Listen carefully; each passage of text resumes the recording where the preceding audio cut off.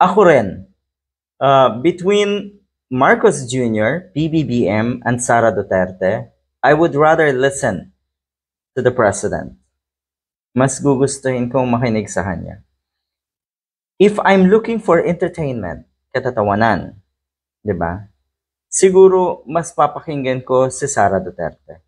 Kasi ang dami niyang statement na walang kabuluhan, ang dami niyang statement na iisipin mo talaga na may sayad, may saltik, baliw na itong si Sara Duterte.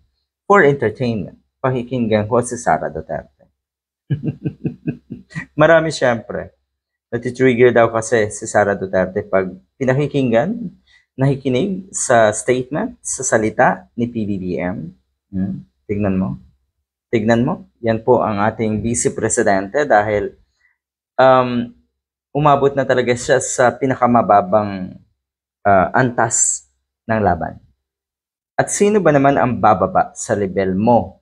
O di wala kang kalaban kundi sarili mo. Kasi andiyan ka na. Andiyan ka na sa pinakamababang level ng laban. Diba? Hindi na utak ang ginagamit mo. Emosyon na. Ay kaya po kayo, Sara Duterte. Tignan niyo naman kung paano niyang siraan ang ating gobyerno. Kung paano niyang siraan ang nasa Malacanang sa harap ng mga OFW. Yan naman sigurado ay hindi lahat sa tingin ko.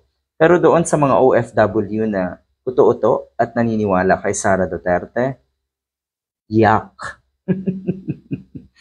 Natitrigger ako kapag nakikinig ako sa kanya. Babasahin ko na lang daw. Kailangan nating magbasa kasi kailangan nating malaman kung ano na namang pambobola ang sinasabi niya sa taong bayan.